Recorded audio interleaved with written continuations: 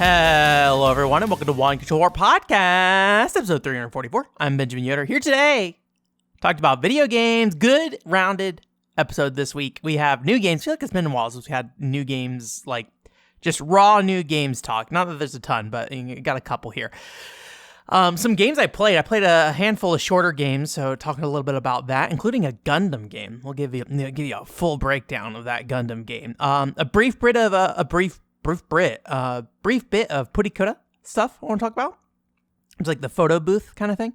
And then also, we got a Square Enix Million Arthur NFT follow-up, everyone's favorite. I thought the news was bigger than it was going. Like when I first read it, I thought the news was maybe a bigger sign of Square Enix getting out of the NFT market. But once I reviewed what was going on there, I think I kind of changed my mind and think maybe it doesn't really tell us all that much. But still, I'm probably the only person talking about the Million Arthur NFT game at this point on the internet. So we will continue to talk about that. So. Anyways, I've been playing some shorter stuff more recently. One of them being Dojin games. I don't know if you follow the One Control War Plus channel, you may have seen I put up some very, very, very short video reviews focused around various student games mostly that were, I think, from Chiba University specifically that I was kind of uploading. And the videos probably shouldn't exist, but it's okay. It's fine. It takes like less than an hour to put them together. And I've always wanted to do a more like deeper look at those Dojin games. Not to say there's always something deeper to say, but I thought it would be interesting to like kind of single them out, take a look at them. And I think on the One Control War Plus channel in general, I've been trying to do that where I'm like, I'm going to focus this conversation on this one game. And then if I want to have like a greater conversation about that stuff, I'll do that on the main channel with like a scripted video kind of thing. That's been kind of, I feel like the workflow between the two channels that I've been doing. So, but there's a couple videos up there for that. Very short, so if you haven't watched those, they're there. One of them is just kind of very rambly about me talking about, it's a game called like washing your hands at the sushi bar. So if you want to check that out, you can check that out. Very like WarioWare kind of game. But with only one WarioWare minigame. And then the other one was Collector Ninja, which is a very basic coin collecting game. So I have a couple of ones that are a little bit more in-depth that I kind of scheduled out for the future. I probably will space them out more so they're not coming out back-to-back in the way these two did. Because I don't think the interest is really there, honestly. It's more of just my own personal interest in doing that, so... but I guess one thing I also wanted to do, maybe I should have started with this, is before we get into me talking about this Gundam game I played as well, is just a quick follow-up on kind of the discussion we had last week about, okay, what does the industry look like, where, let's look at the company revenue and what this means for, like, if the industry's crashing and stuff like that or not. One thing that I found out, I think I didn't know this last week, but I did do a little looking into this week, was wages in Japan. So one thing that keeps coming up is this idea that like Japanese companies are more successful right now because they are raising wages for their employees in the game industry. And like I didn't really know I didn't know what that was, but I was wondering if that really actually was a pointer to success. And so I looked into it, and it seems like in Japan, wages in general are just kind of going up. I watched a video that was kind of about like the economy of Japan from the last like 30, 40 years. And it seems like the more recent trend is that the wages are going up now that prices are actually rising again in Japan, which hasn't really been a thing. So there are some situations where like Nintendo did raise the prices at a higher rate than average. So it was like, or wages at a higher rate than average, like 5%, I think was like the standard rate for 2023. Where I think Nintendo did 10%. So they're definitely giving a bigger payout than other companies. But, Nintendo is also one of the most successful companies in Japan, right? So, but yeah, I just thought that was something that I wanted to kind of follow up on. That it seems like there is something there regarding Japanese wages where there's just a general increase of wages at the moment. And that doesn't necessarily reflect that these companies are necessarily doing better. It's more to do with like the Japanese economy as a whole, it seems like. And it seems like all companies are raising wages to some extent. So anyways, just a quick follow up on that. All right. You ready for a deep dive? Mobile Suit Gundam SEED is a game I played recently. I don't know if this is just, Well, I know there's multiple Gundam SEED games on the PlayStation 2. I don't know if this is the full name, if it's just Mobile Suit Gundam SEED, but it's the only part of the name that I can easily interpret on the box. I believe this is a Japanese-only Gundam game based off the Gundam SEED series, and I've never really watched SEED, so I can't say too much about it. But it basically seems to cover some part of the Gundam SEED story. I assume not all of it, since there's some characters introduced here that never really show up again later in the game. But it's a really short and tight game, so there's like not a lot of time, like an hour or two, so there's not a lot of time to really do a lot of storytelling. It seems more like a game where you're hitting kind of like the high beats of whatever story arc this is following. But it's kind of neat. It's like a beat 'em up crossover with like a on-rail shooter. And it's pretty low budget overall in terms of, you know, its presentation and things like that. And just generally kind of how the game feels a little like undercooked in some ways. But I think it has some nice, really cool, smart ideas with like its presentation and kind of how it mixes some gameplay styles. I can't say like how much the presentation itself like matches the actual show because I haven't watched Gundam SEED. But, you know, Gundam itself, I think, is a very kind of like bombastic show in a lot of ways, at least in the parts that are highlighted in this kind of game where it's a very high combat kind of focus. But so the game definitely has like a more like very Gundam feel. So I can at least say that with its presentation. But overall, very simple game graphically. It has 2D character portraits mostly. You know, the in-game environments are definitely, you know, some very early looking kind of PS2 environments that don't have a lot of detail to them. So the music and voice acting really feel like kind of the highlight of the presentation when it comes to kind of the more traditional aspects we think about when it comes to like how this game is presented. But it does some nice little small touches with its presentation I think are really cool, and maybe in some ways my favorite part of the game.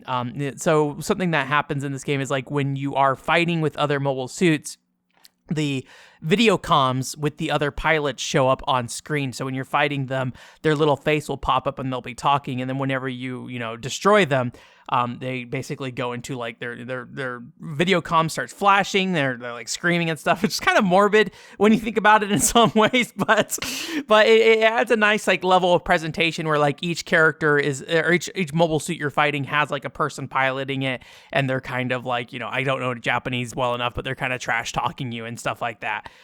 There's no really like huge story elements to these kind of character dialogue parts. It's just like a nice little presentational thing. So it's not like you're getting like a bunch of like unique dialogue or anything like that. It's more of a nice presentation thing that goes along with the game.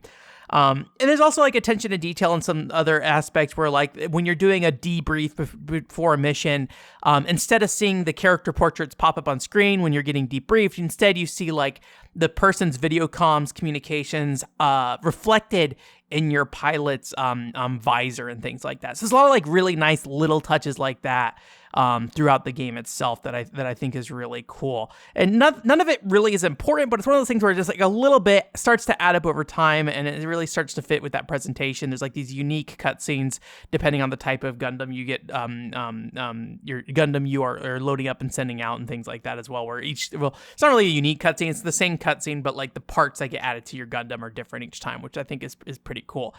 The game itself is, I think, a little bit more middling. I think that's kind of like the highlight for me of this game, but like I said, it's kind of like a cool mix of a beat 'em up and an on-rail shooter.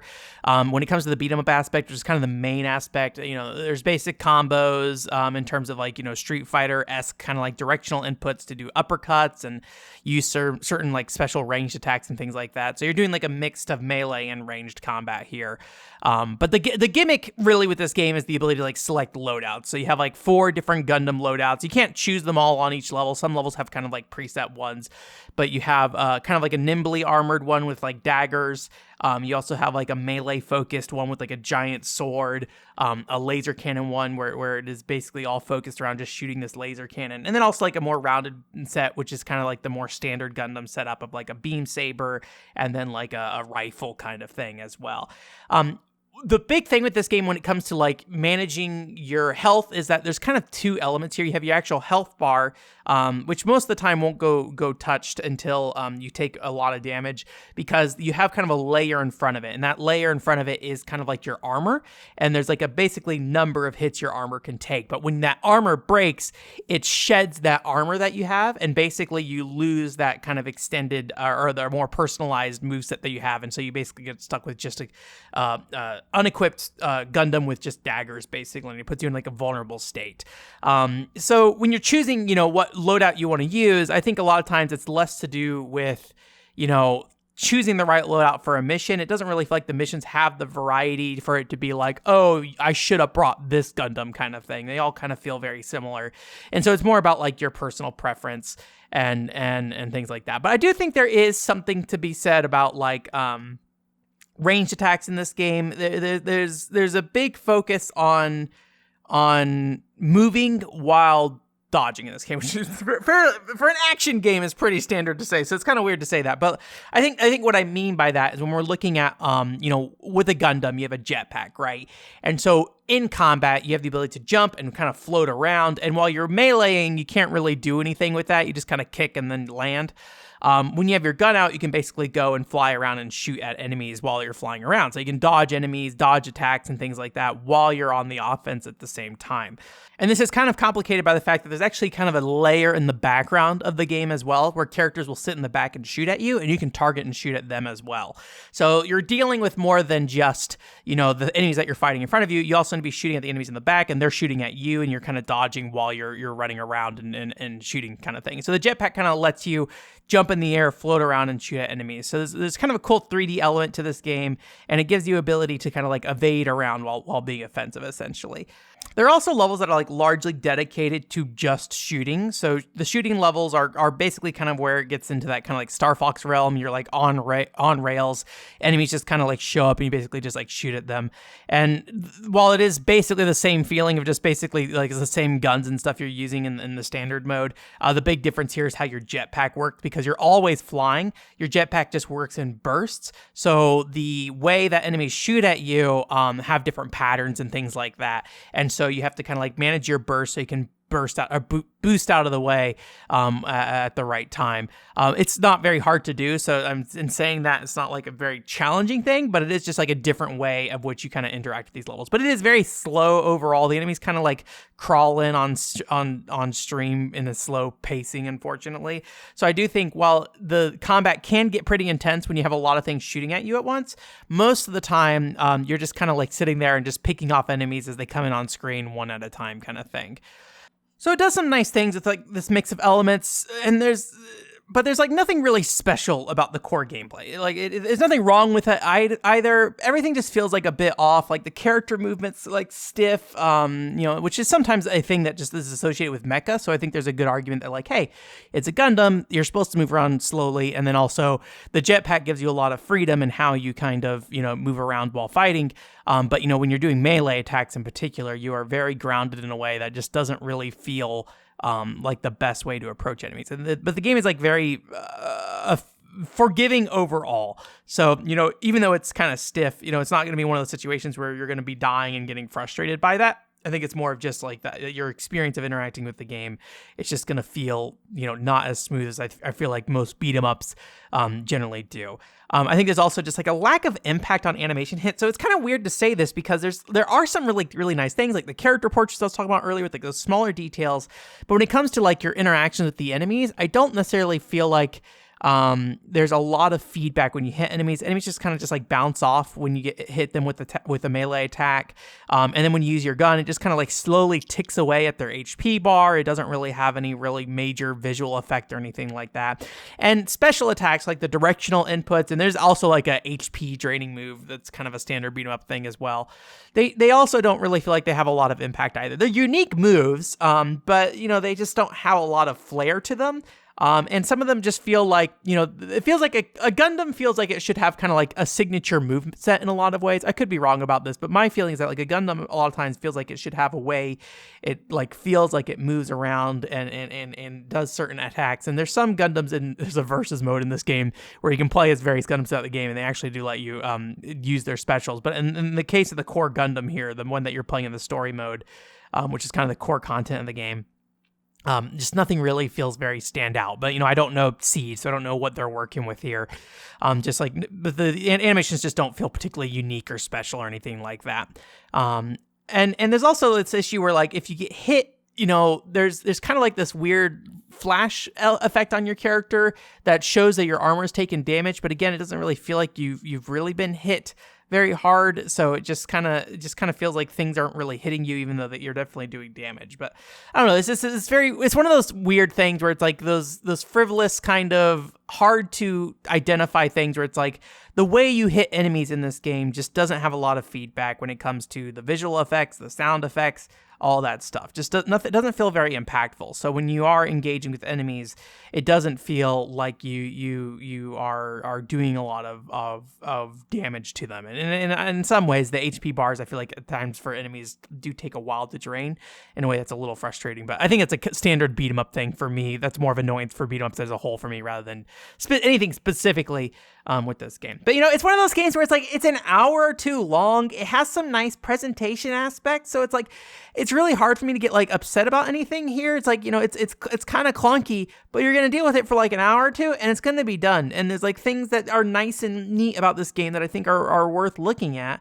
But it's such a minimal investment. I think it's just like a nice curiosity play kind of game. Like I'm not saying you need to play this. But if you can find it cheap, or you just are flipping around a ISO set or something like that, and you just want to kill a couple hours, I think it's a fine game for that. And you'll get something out of it, in my opinion. But you're just not going to get like the best Gundam game of all time, probably. I say that not really having played many Gundam games myself, kind of thing. And there's not much replay value here as well. Like the stage, the ability to replay stages, you can't like play any of the other enemy Gundams or anything like that, even though you can play them in the versus mode. So there's stuff like that where it's like the replaying the stages just feels like the story mode again. There's no difficulty settings. There's no like, I guess there's like a score attack. So if you do care about chasing a score, then that's there for you if you want to do that. But ultimately, I think the game overall is just pretty simple, and I think it's just a good sit down play for an hour kind of thing. So play this game if you want a short game that bleeds some Gundam style. and I think that's kind of the main purpose and appeal of this game, is just to suck that Gundam into you. Suck that Gundam into you. That game was all right. Jillian's Corner. Well, it's a Kofi, but it's Jillian's Corner. We are again rapidly approaching our we are dislodging the Jillian International Space Station from the atmosphere, orbit, and we are bringing it down to Earth. I don't know if we're in the process of bringing it down. I feel like we're in the process of bringing it down to Earth. I think this is a space station that is on fire coming down. I don't think we're waiting until it comes down. I think it is in the process of coming down. Anyways, all that aside, Kofi, if you want to ask me some questions, you can do that. Again, thank you, Demo, Dory, and Megament for supporting me this month. I appreciate it. We are getting close to the goal of basically paying me for a day to work on Premiere Video. So we'll see how that works out. I haven't done one of those yet still, so we'll see how that goes. I think the how it works is that I have to go back and read it. I think how it works is that if you donate, I think it's like, is it $150?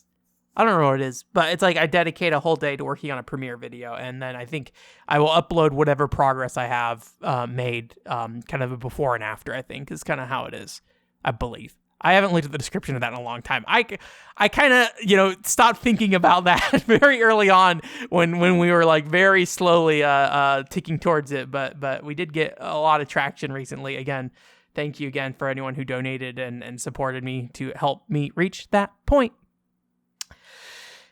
One of the last questions. We're on this flaming space station coming down to the ground. We're going to fall into the ocean. Jillian looks you in the eyes and says, what is a series you've never tried? What is a series you've never even tried? I think is the exact wording of that. I assume specifically a game series because we are a video game podcast.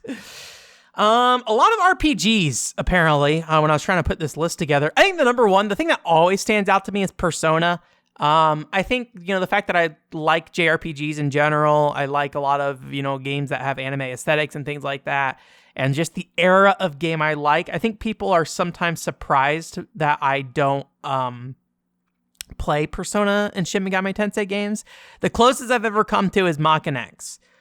Still. And I think the reason I still think about it fairly often is that I do kind of feel like Persona 4 in some ways is kind of like a mini Final Fantasy 7 moment in the West. You know, I think Persona 4 really opened up, when it comes to Golden, I guess specifically, really opened up Western audience. And maybe part of this is also, you know, Western RPGs in general and how they were handling, you know, how they were getting more popular and stuff like that. But like really open people up to more relationship aspects of games and things like that, time management aspects of games. You know, I think there was this period kind of in the late 2000s, early 2010s, where you had people kind of re-embracing certain styles of game designs, you know, the Dark Souls kind of, approach kind of thing with being okay with like a game being hard kind of thing. Which, I mean, I haven't played that much Dark Souls, so I don't want to necessarily say that's for sure that it's hard, but, you know, that's the general narrative online kind of thing. So I think Persona was really important for that. And so I think part of me is like, maybe I should play Persona 4 someday just to like understand the context of where a lot of people kind of first started interacting with these systems in the West and started, you know, experiencing these kind of like more dating RPG kind of elements to their games, right? Obviously that's not as clean as like everybody just started with Persona, but you know, I think it's like with Final Fantasy 7, you know, there's a very clear moment where a lot of people played these games and were more open to that aspect going forward, I feel like. One thing that also kind of falls within that camp of like people expect me to play it, Touhou. I think because I care a lot about Dojin games and things like that, people think I care about Touhou. I do not have any experience Touhou. That's not to say I never will. I still want to play like shooting games, but Touhou is just something I don't care about. I don't care about the characters. I was never big into the music. I'm not a big music guy though. Like I really need the music to be associated with an experience. So if I play a Touhou game, I'm sure there's going to be a moment where I'd be like, oh, this music's really good because it's a part of this experience and it like lines up with all this stuff for me. But it's pretty rare I can just like listen to like Bad Apple or something like that. Is that the one? Bad Apple, the big one, and just be like, oh yeah, Bad Apple. The only thing I remember about Bad Apple is the beginning is like doom. I don't remember the rest of the song. But yeah, that's another one. Bethesda RPGs, you know, Skyrim, Oblivion, Elder Scrolls, Fallout, things like that. All those I haven't really touched. I probably should have touched one of those at some point. I don't really know what that looks like these days. I do passively consume some Skyrim through Any Austin. I believe this is his YouTube channel, where he does employment surveys of various Skyrim towns. I do consume that. He also did an analysis of woodworking in Skyrim with a wood carpenter or something like that. It's a really interesting channel. There's a lot of things I like about his channel, but like just in terms of concept, enough that like I will watch a video about Skyrim even though I do not care about Skyrim. But that's probably the most Skyrim I've consumed in my life, or any of Bethesda RPG in my life. I did briefly play Oblivion. I played it at a friend's house. He was, I think, out of town for a day, and I was just stuck at his house for the weekend. So I just I forget he had to go somewhere for a day, and I think I just stayed at his house and played Oblivion one day. And I played it mostly in third person, which is not how you play Oblivion. And I played it with the bow, so it was a poor experience for me. And then I ended up in a situation where the objective I needed to do somehow. The soldiers who were supposed to help me complete that objective considered me bad, so they just would kill me anytime I came close to the objective. So I don't remember exactly what happened, but I remember that was my experience. Is like, I think it's a tower. Oblivion have towers going on or something like that. You go in a tower and you fight some enemies and you do something. I don't know. Don't ask me. Wizardry Ultima, another thing. Just big old Japanese RPG series, but really that kind of style of RPGs in general, that kind of like, you know, first person, go in a dungeon, you know, it's a maze, draw your map, the Etrian Odyssey kind of deal, that kind of thing. I've never really messed with those games. People definitely kind of try to surface those in a way that I think is a big deal because, you know, the impact it has on the Japanese industry. Sometimes I wonder with that kind of stuff. I think this is going to be a weird conversation. I was not expecting to have this conversation. Sometimes think a lot of times so I think people want games to get credit due where it's due, right? So when people talk about like where did Final Fantasy come from, right? Especially in the West, we have these ideas of where these RPG series came from and why they were succeeded and things like that and all that stuff. But like, so I feel like there's this big thing of just like, Americans don't appreciate wizardry and stuff like that. And for what it did for them and what it got them kind of thing. And I think there's some truth to that. I think it's a little weird when it seems like it is a frustration. I say this after yelling about Konami for like fucking a month now. So who am I to say anything? But I think it is a little weird when it's like this weird frustration of just like, well, they don't know where this came from. I wonder how much of that is caring about how the players communicate that versus creators communicate that. I'm going to guess it's probably more of a frustration towards creators, right? So when people are telling their little like RPG, it's the problem. I wrote a post about this a while ago, like this idea that like when you speak, it's you speak with a sense of authority, right? Because that's going to be the thing that's going to make people believe you most. And so it makes me kind of, I'm not going to say that I question authority, but I think sometimes we accept confidence as authority, right? And I don't think that's necessarily the best judge, right? I think authority has many other things, and I think having a background that fits into it is helpful, right? There's like the Apex Legends kind of thing where there was something happened in a tournament, and people were claiming the game had like some pretty big security flaws. And there's a big YouTuber, I think his name's like Pirate. Is it Pirate Bay Software or Pirate Software? I don't know.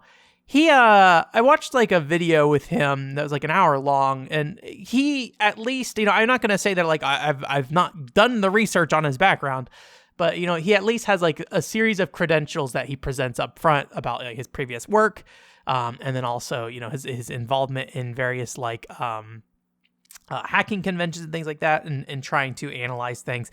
He is somebody that I would say talks with a strong sense of confidence. I would assume that he's, I don't know. I think sometimes like talking with a strong sense of confidence is not a bad thing per se, but I think the big thing is having stuff to back it up. And I think most of the time what I've seen with him, he's had a pretty good backup of for his confidence. So I think it makes a lot of sense.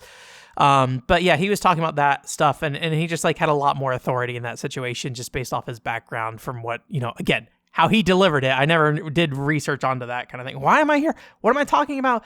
Oh,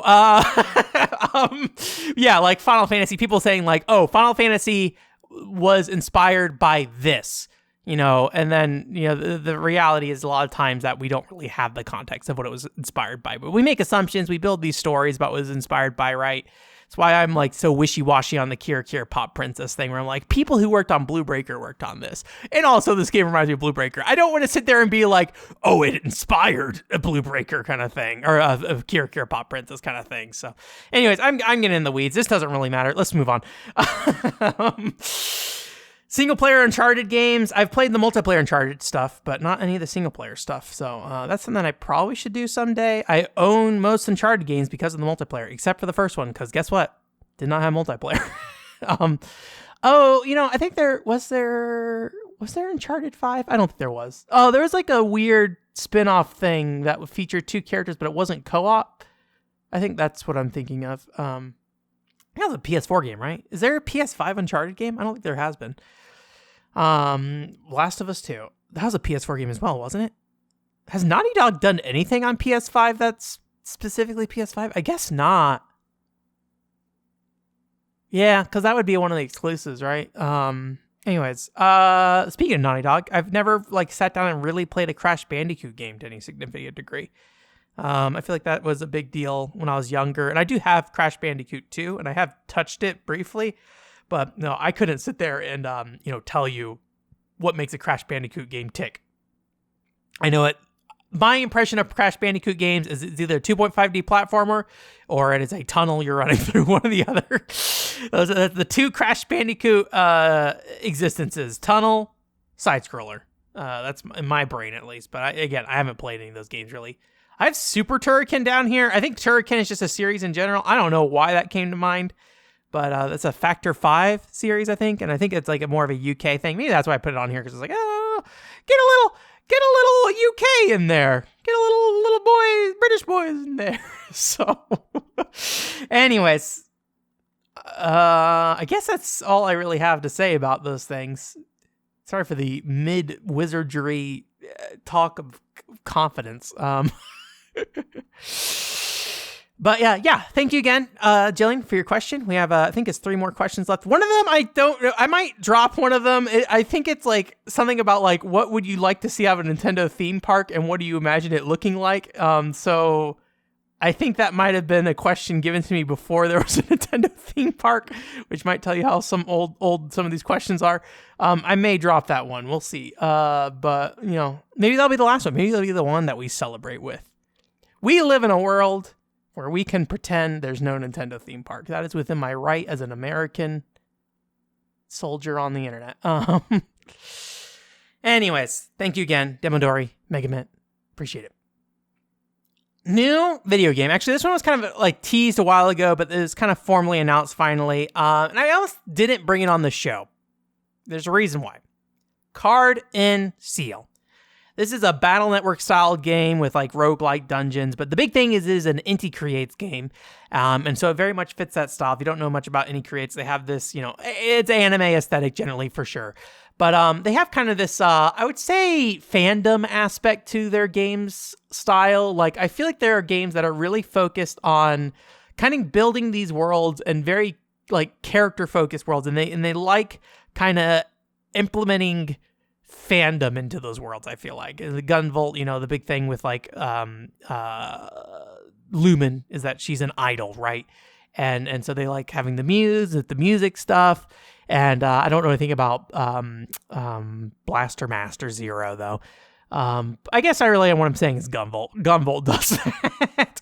So this game kind of has a Gunvolt-esque feel to it, where it is very much that kind of like they have like a bunch of idols and stuff and muses, and kind of the big thing they seem to be saying is that like each world you explore has is like a different game world kind of thing, and they're not real game worlds. You're not going to meet Mario in Card and Seal. They seem to be made up game worlds. I would not be surprised if the Inti Creates owned properties show up in there in some ways, like there's a Gal Gun world or something like that, or a Gunvolt world. But generally, it seems to be probably mostly unique worlds that are going to be based off various types of games and from different eras and things like that. So, but yeah, if you don't know what Battle Network looks like, it's kind of like a card RPG kind of thing. You kind of you're kind of battling. It's a versus game. You have 9 squares on each side, but you have a character that moves around in those squares. So it's not just you putting cards down, and that character activates cards.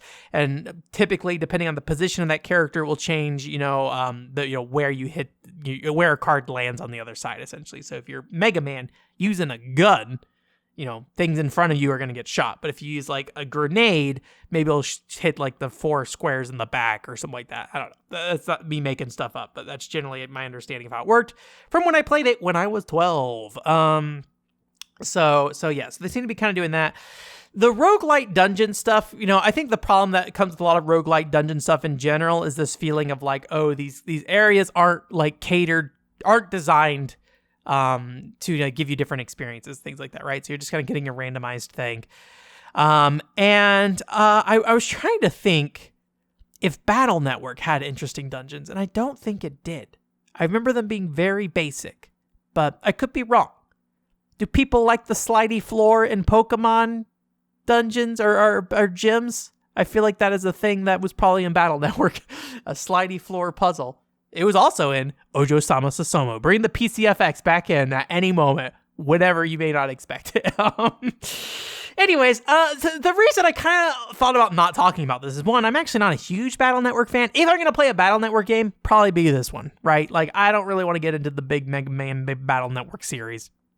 I don't need to buy a whole collection of Battle Network games. But Card and Seal, one-off thing, sure. I think the reason I didn't thought about maybe not bringing it up is that, like, I think I think Any Creates maybe is doing a little too much right now. I feel like I'm behind on Any Creates stuff. They make smaller games, so it makes sense that they put stuff out more often. I think it's very cool that they're doing a lot of unique and new things. They're trying to expand out of Gunvolt right now, right? I don't know if, Gunvolt as a series has kind of fallen off for them sales-wise. But, with Umbra Claw, Cardon Seal, the Love Live game and stuff like that, right? They did it is Gunvolt, but it's a different genre, the Rhythm Gunvolt game as well. I think that stuff's all very cool that they're doing all these different things. So I forget if they teased anything else at this point. So I think it's very cool, but I'm still haven't played Gunvolt 3 and Blaster Master Zero as a series, but the Blaster Master Zero as a series is more of an issue of I actually don't know if I have a lot of interest in Blaster Master Zero. I kind of bought it out of the fact that I was like, I like Any Creates as a company and things like that. But yeah, I don't know. But yeah, I feel like there's too many Any Creates things in front of me, and so when I have that like Any Creates moment once a year, I'm like, I want to play an Any Creates game. They've put out like 3 games, and so it's like, oh, okay. Galgun is another one I picked up as well that I need to play as well. So I mean, at least Galgun's like a very different style of game at the very least, right? So, but yeah, so. Anyways, it looks cool. I think I might check it out. I think they haven't given any date or anything. I think they just announced it. And I think it is on basically all platforms. I think they have pretty much gotten their engine working where I'm not going to speak for them, but it seems like they're willing to put it out on basically everything, including Xbox. I believe this game is also on Xbox. I was going to check, but actually I don't care enough. So we're going to leave that off the table. If you're desperate to know, look it up. So. Anyways, Purikura. You know what a Purikura is? I thought it was Purikura. Whenever it's like pretty stuff, I think in my brain it's like pretty. But no, Purikura. If you don't know about these are like little photo booths and things like that in Japan. You see them at round ones as well. You can go in a booth, take some pictures, put some effects on you, glam yourself up, things like that. Sega has a I My Mary Purikura machine. I was actually watching some ads for this recently, which were kind of nice. It was just like the outfits and stuff were nice, like very dressed up people. Like, I don't know, like in my head, people aren't like putting on these like super nice outfits, but then I think somebody sent me like a thing that was like, check out this Purikura place where they have like a dressing room for you with like makeup and mirrors and stuff. And I was just like, oh, people taking this seriously. I'd be curious to know like how big the Purikura industry is. But the reason this came up is because there was a Princess Peach one. Because if you don't know, Princess Peach Showtime came out. I would like to play that game at some point. I'm curious. I don't know how people receive that game, honestly. But I know people were excited for it. But there's a Princess Peach one that showed up, and Princess Peach event added to this Purikura machine. So an event added. So we're in these limited time event Purikura things, which makes sense, just how arcade machines work these days now. There's like 14 stamps with 5 frames. A lot of it's just kind of the standard Princess Peach stuff. There's not really new assets as far as I can tell, just kind of reusing some old ones. But it plays music and stuff like that. And I love this machine translation of on the official page, where it says, "You will feel like Princess Peach even while shooting." So I thought that was kind of funny. But the one thing that I really didn't think about with this stuff is, historically, when you think about Purikura, you would have it print out, right? You have a little printout, little things, and you can stick it, like they're stickers, I assume. I feel like the ones I have seen are stickers. And I assume you can get different sizes and things like that, and it probably depends on the type of photo you take in as well. But there's also an attached app that you can use as well. And this attached app basically seems to let you go ahead and upload those to your social media through there as well. I follow a lot of Japanese people, but obviously a very small number and of very particular varieties, right? Very big Otokodal group, very big dig big Buddy Mission Bond kind of group. Although Buddy Mission Bond has kind of fallen off my feed. I think it is probably less to do with like the lack of interest and more to do with my Twitter algorithm moving me away from that, as it's like you like all these doll pictures, don't you? I'm like, yes, I do continue to like all these doll pictures. So we'll continue to feed that stuff, and I think a Toka doll gets kind of close to that as well. But I have never seen somebody upload like Purikura stuff. But at the same time, I wonder, because like a lot of times when I see people in my Toka doll community upload, because they do because there's like a Lolita fashion aspect to the Toka doll, and so people do dress up, and even if it's not Lolita fashion specifically, like kimonos and stuff like that, and they will post those pictures online, post their haircuts, post their nails, stuff like that, right? There's a lot of this kind of stuff in that group, and I was just like, I've never seen anything that looks like a Purikura thing uploaded, interestingly enough. So I don't know if it's like an age demographic thing. You know, a lot of these Toka doll people, you know, it's kind of funny because like there was a while, there's a few year period where like it seemed like they were all having babies and they're all becoming moms. So it's kind of this weird thing where I got to like see this weird transition in life they had through Twitter parasocially. I don't know, it was very strange. Yeah, so like I'm curious if like it's just like, oh well, you know, it is a younger girl kind of thing, so I, you know, following adult women ideally, generally. That is my hope. It's one of those hard things, like it used to come up from time to time where it's just like I would be thankful when I saw somebody like smoking a cigarette while playing a Toka doll, because I'm like, okay, I'm not following a child online, just following an adult lady. But you know, it's hard to tell because like I can't read any of the text or anything like that. So, you know, and then if like you see someone with like a child hand, and you're like, okay, unfollow this person because I don't even want to be engaged in that situation. But anyways, so you know, it is one of those things where I haven't really seen it online, so I'm kind of surprised. But I'm gonna guess it's probably dependent on demographic and stuff like that, right? So. And with the Toka doll stuff, maybe just it's an older audience at this point kind of thing. And the doll dress up thing, I feel like I could be wrong. I feel like the doll dress up thing may have more men involved with it. I could be wrong. Just, you know, you can kind of tell by hands and things like that when people put their hands online. Just, you know, not always, but I think the general stereotype is like men have particular types of hands, women have particular types of hands, or at least nail like, you know, shape and stuff like that. And it may have less to do with gender and more to do with just the, like, you know, socially acceptable ways to pretty up your hands as a woman versus a man, right? Especially, you know, in Japan, kind of a whole other thing. I feel like I'm going down a lot of weird holes in this conversation. But yeah, I get the impression that more of the doll photography and things like that might be more men doing that kind of stuff. But I could be wrong, so... You want to get down weird gender stuff as well. I was recently, this is not related to this topic or done with I My Mary, Princess Peach event mode edition. I was looking at Lika Castle in Japan. And I was like, that's kind of neat. It's like in Fukuoka, I think is where it is. Or no, not Fukuoka. Where's the, I think it's near the place that had like the power plant that had an issue when the earthquake. I don't remember. It starts with an F. Fu something. Anyways, but yeah, there's like a little place where you can just go and like basically go on a international adventure with Lika using an AR app, take pictures and then just like stamp in like 2D JPEGs for what's it called? You know, Lika along with your kid that you bring there kind of thing.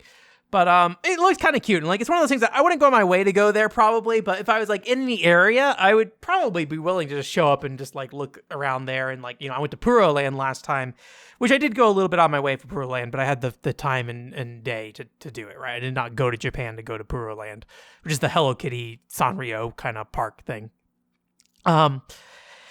And then it was just like one of those things where I was thinking recently about how there's been limitations on adult men around like pretty cure events and things like that, and how I keep hearing that kind of come up.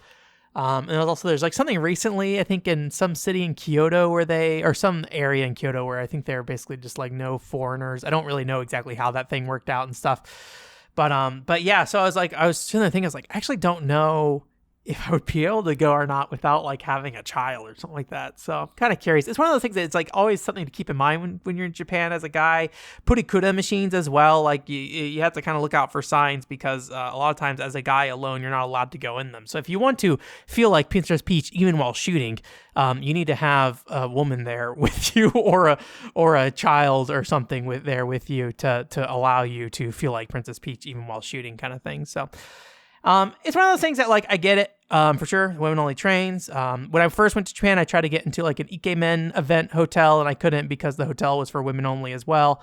Stuff like that. So it's just something to keep in mind if you're going to Japan and you have this kind of interest range. But I don't think most men have this interest range, even in the West or something like that. So I think it's very understandable for them to just be like, hey, let's just like nip this in a way that makes the least amount of pressure and kind of thing, right? So, but you can get in down to like the whole conversation of like, is that right or not? But I think the reality of the situation is kind of a different thing in a lot of ways, right? So, and like I'm like a fucking foreigner in in America, like I have no voice in what Japan does. So, but yeah, that whole thing came up. Anyways, we're getting out of this conversation talking about women's nails, feeling like Princess Peach while shooting, and going to the natural progression point. Square Enix. They're shutting down their Million Arthur NFT game. If you don't remember, this is the one where I think you collected underwear and you transferred them into sushi and then you could trade those for NFTs or something like that. I think that's how it worked. Never played it myself.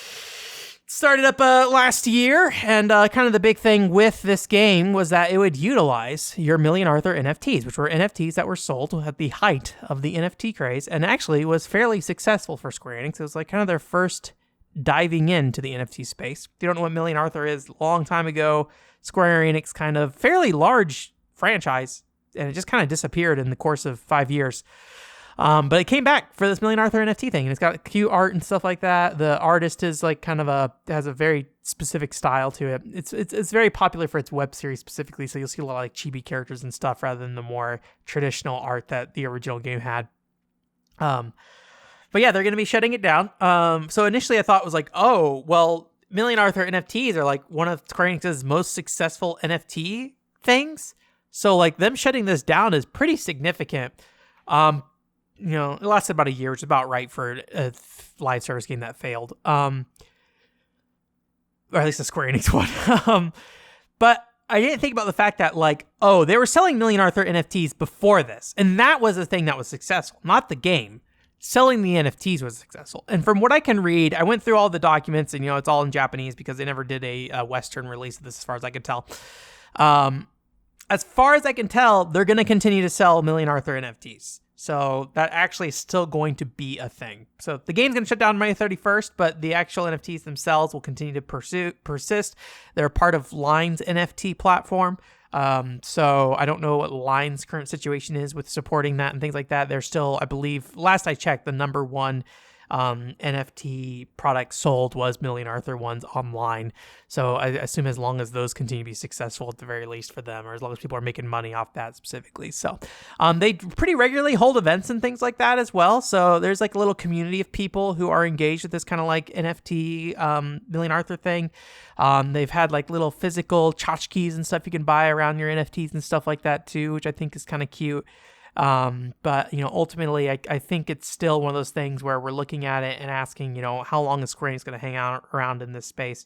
And I think if they shut down this Million Arthur NFT thing as a whole, or just kind of like quietly, sunset it, that will probably be the end of this thing, given it was their most successful thing. I could be wrong, but I generally am in the mindset that we're probably seeing kind of the slow bleed off of this stuff from Japanese developers in particular. We talked about Kusoge last time.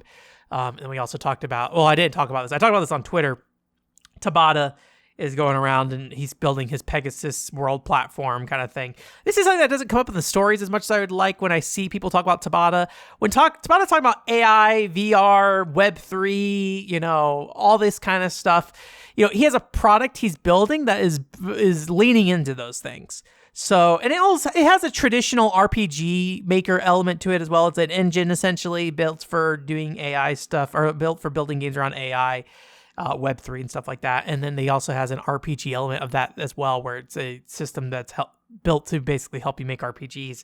So it seems like they're kind of taking a two-pronged approach, but he has a lot of vested interest in saying, this about Web3, AI, stuff like that. So I think that's something that I just wish came up a little bit more often. Either it's just like a side note that like, hey, he's working on this tool set, because I think that would be good context for people. But I realize it's kind of, hard to ask people to do that. I was talking about Automata Media a couple weeks ago, and they did kind of leave it out, which, I'd be curious to know why, because when they translated the article, like they went through the article, read through it, and they do mention in the Japanese article this Pegasus World developer pack thing, but they don't mention it in the Automata Media one. So I don't know if they just think it wasn't relevant enough, or if they feel like maybe it's like maybe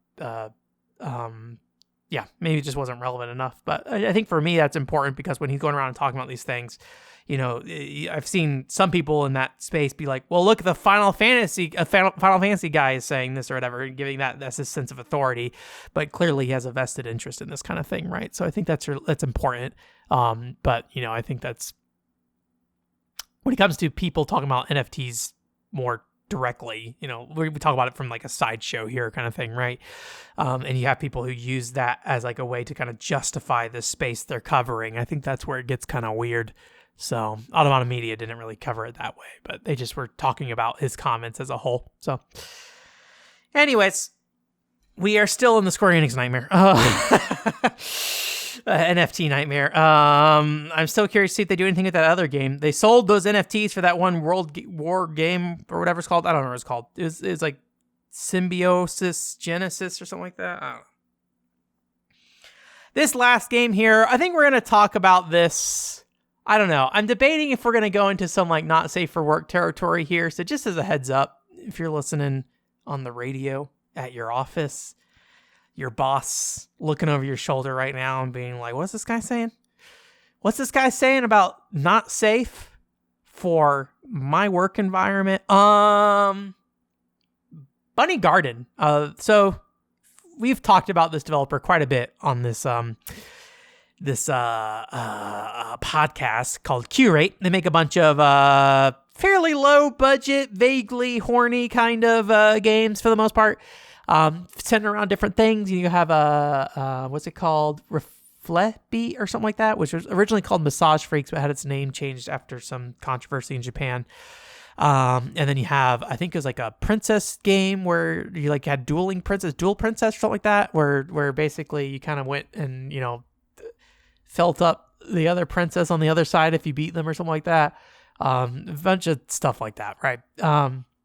Anyways, so they announced this game called Bunny Garden, and I think what was kind of interesting about this game is it is kind of a hostess club game, which I don't feel like we have a ton of those in English, at least at a scale that it's like is on the Switch or something like that, right? So this is on Switch, PC, and I think maybe that's it. But basically just big boob ladies in bunny suits or whatever. But they are at a bar and they're serving you alcohol, so it's not like sitting down at a table in like a Yakuza kind of hostess club kind of thing, right?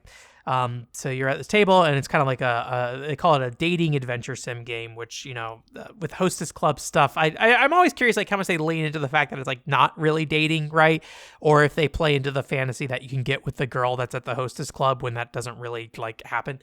But I haven't really played a lot of these as part of the thing, but but yeah, it is that kind of thing, and they're doing an English release for it, and you basically have conversation with one of three bartenders, basically. It's kind of interesting. You can see the other bartenders in the background serving like these other men as well, so they're always like kind of ever present in the background, which is kind of interesting.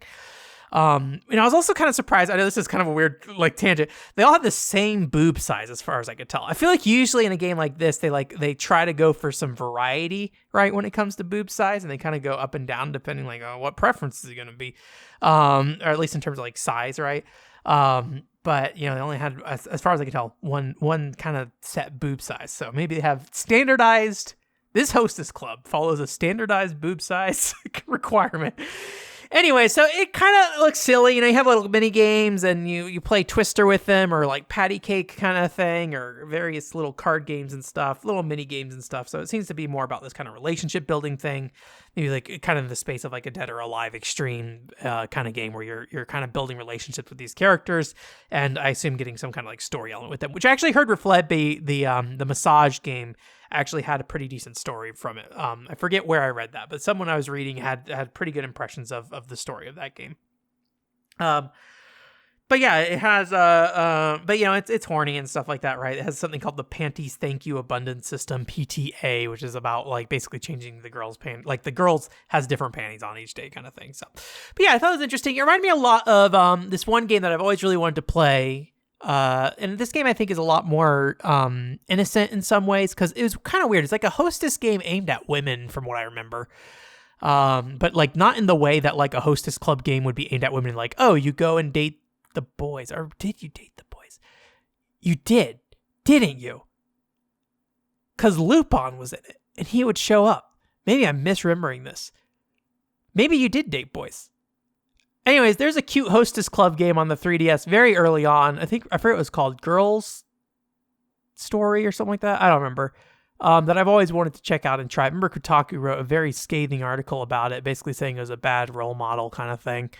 Because if you go to like Akihabara or something like that, you're going down the street and there's just like a bunch of women dressed up handing out cards for you and like, come to my bar and spend, however much yen on me for 30 minutes to sit down and drink and talk with me. I'm always curious, like how many people actually go and do that, and what is the divide between like a foreign and a Western thing as well. I took one of their cards once because I wanted to go and look at the website and stuff. And like they have like a social media feed you can follow for that person as well. So she'll like post things to be like, oh, I hope I see you at the bar today kind of thing. It was really interesting to kind of just like sit there and like skim around it and stuff like that. But it's one of those things that I would be kind of curious to know what those interactions look like, but I don't want to be the person to do it. I would rather someone else do it and tell me about it. So, but yeah, that other game was, I think it kind of was cute, but like in my head, cause like I remember there being a dressing room. There's a web series that was online, and you would hear like the men outside would be making this noise that would be like zawa zawa zawa zawa. I don't know why that was the thing, what that was trying to convey, but like women in the dressing room in the background. But yeah, then I remember like the Lupin the Third guy's there. So yeah, I guess maybe that's it. Maybe it's not. Yeah. So Lupin the Third comes in as a customer, not as a hostess. So you are playing hostess to this character. So you got Lupin, you got this other, like a bunch of, I think, licensed characters and stuff, if I remember correctly. I don't know if the whole game was licensed characters or if it's just like special events and things like that. I was always really curious about that game. And this game just kind of reminded me that I haven't had a chance to look at something like that. I did play the Yakuza hostess stuff. I found it kind of boring. But I don't know if I was in the right mindset for it, because when I was playing the Yakuza hostess stuff, I was thinking about it in the context of another video game that I wanted to finish. And so like for the problem with me, like side stuff like in Yakuza games is like, I'm only going to do so much of it. And I'm usually pretty good about limiting myself in what I do. So I really wanted to, just kind of play that game through. That's kind of my experience with the Yakuza games. I like touching on mini games as a fun side distraction, but I'm not going to sit there and go through an entire hostess mini game like side campaign for the most part. That's probably not happening. You maybe can get me in on that, but probably not happening. So having a game that's dedicated to it, or me going back to a Yakuza game and really focusing on that aspect, I think could be something that potentially could be done as well in that regard. But yeah.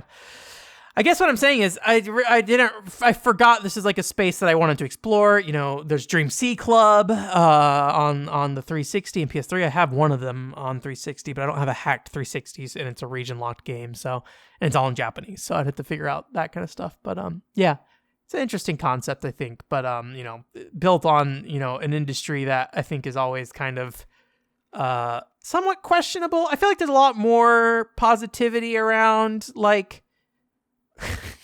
This sounds really bad. I feel like there's a lot of weird stuff in this podcast, like women offering services through things like, what is that site called? So like it's like a like in my head, it's like a cam girl site kind of thing. What is that site called? It's so fucking big. But like people do their like lewds and stuff over there until they do. But like I feel like that stuff is more accepted these days. OnlyFans? Is that right? My head says OnlyFans are only girls, but I feel like I've heard guys say OnlyFans. They have OnlyFans before, so I think it's OnlyFans. Anyways, but yeah, so that kind of thing. Which I'm curious, like OnlyFans, if it started out as that or if it just kind of leaned into that later. Anyways, that being aside, why was I talking about this? Oh, because it was more, I think, more acceptable in the modern society for this kind of stuff. So especially like 10 years ago when like Kotaku was writing a story about this, I think that it would be more common to see an article say this is not a good role model game at the time. So apparently some stuff happened over Kotaku and a bunch of staff got laid off or something, or I mean a bunch of staff got laid off across the board, but I think they're like in a situation where like the management's like really pushing them to guides or something like that. So anyways, I don't think that got very not safe for work. I was thinking about talking about some other stuff, but I think at this point I'm happy to just leave it at that. Panty, thank you. Abundance system. You will feel like Princess Peach even while shooting. Those are my two favorite notes here, I guess. I don't know. Like Panty, thank you's abundance system. I think the acronym's fun. The system itself, I don't care about, right? Yeah, it's just like changing panties in a game or something like that, which I don't know. It's a horny game, you know. It makes sense. That's there. It's a lot more innocent than Schoolgirl Zombie Hunter's panty implementation. That one's a little weird. I talked about that at some point. I don't know if I ever put like a podcast clip of that out, but I feel like I might have, or maybe did like a casual review for. But I probably talk about that there if you want to learn more about that. If not, I've said enough weird stuff this podcast. Let's leave it at that. Anyways, thank you for coming this week. I'm working on a video right now. I don't really know when it's going to be done. It is pretty done script-wise. I'm capturing some footage for it. I don't know how much I need to capture is kind of the problem. But I haven't recorded the audio or anything like that yet, so there's still many steps along the way to get it to where I need to be. The script is basically done. I'll probably continue to do some tweaks to it until I record it. But yeah, like I said, those Dojin game reviews went up on the OCP Plus channel, so check those out if you want to. I think next month the Crazy Climber video is finally out, so you can check that out again on the OCP Plus channel. I've been trying to get some podcast stuff moving forward in terms of like, you know, talking to other people and getting that stuff done. So I hope to have something like that relatively soonish, but we'll see. Been kind of taking it piece by piece at a time. I haven't really talked about it because I haven't really gotten far enough along the creation of it, but at Level Up Expo I have a Xenoblade panel, or Xeno panel in general going on. I need to work on that more as well. Got a lot of little things hanging around here and there, and all of it needs attention, so trying to get through that, but we shall see. Yeah, otherwise though, thank you for coming. Thank you again, Demodori and Mega Mint for supporting me on Ko-fi. And yeah, I'll see you guys in a couple of weeks, and I hope you guys have a good couple of weeks. Cup of weeks. Bye.